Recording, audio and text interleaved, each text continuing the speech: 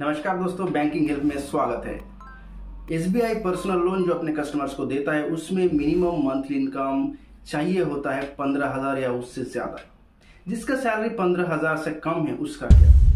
घबराने की कोई बात नहीं है, क्योंकि एसबीआई लेके आया है एक नया स्कीम, एक्सप्रेस लाइट स्कीम, जिसके तहत कोई भी व्यक्ति जिसका इनकम 15,000 से कम है उसको लोन, पर्सनल लोन मिल सकता है। तो इस वीडियो में मैं इस स्कीम की पूरी डिटेल्स आपको देने वाला हूं, तो वीडियो को लास्ट तक जरूर देखें।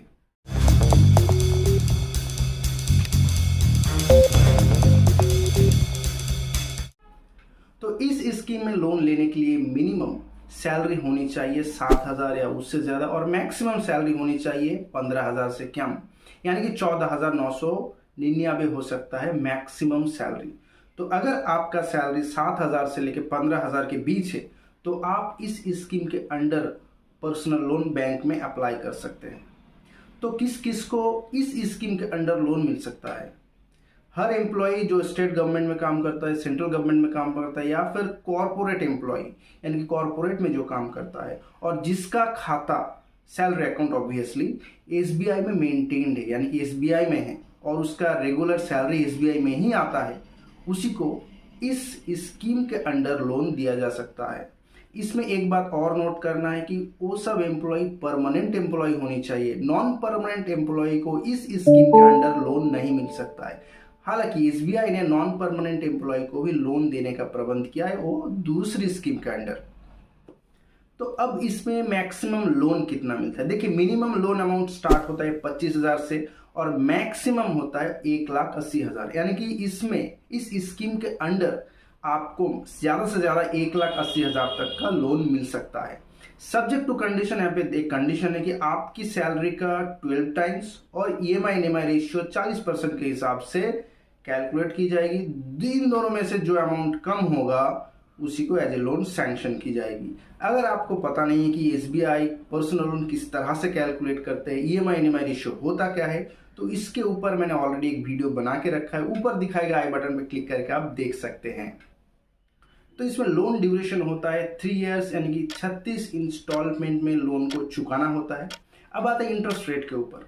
नॉर्मली इस स्कीम में interest rate normal personal loan interest से ज्यादा होता है, 1% ज्यादा होता है। मान लीजिए कोई सेंट्रल गवर्नमेंट या स्टेट गवर्नमेंट सैलरी जो अंडर नॉर्मल एक्सप्रेस क्रेडिट 11.30 पे लोन ले रहा है एसबीआई से, अगर कोई दूसरा व्यक्ति अंडर इस एक्सप्रेस एलाइट स्कीम यानी कि इस स्कीम के अंडर लोन अप्लाई करता है तो 11.30 प्लस 1% एक्स्ट्रा, यानी कि 12.30% के हिसाब से उसको लोन दिया जाएगा।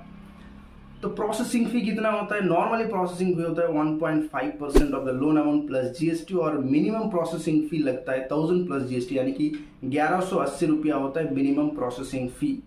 लेकिन लोन अप्लाई करने से पहले मैं फिर से बोलना चाहूंगा कि आप एक बार बैंक से चेक कर ले। अगर फेस्टिवल ऑफर चल रहा है तो ये प्रोसेसिंग फी वेव्ड होती है या फिर 50% कंसेशन होता है।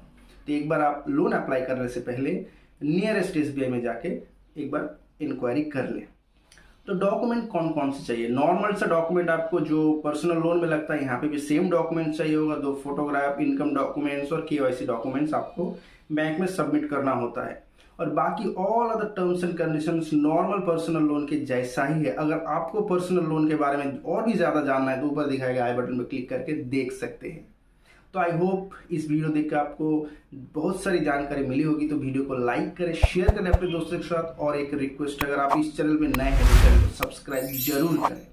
तो मिलते हैं नेक्स्ट वीडियो में। धन्यवाद।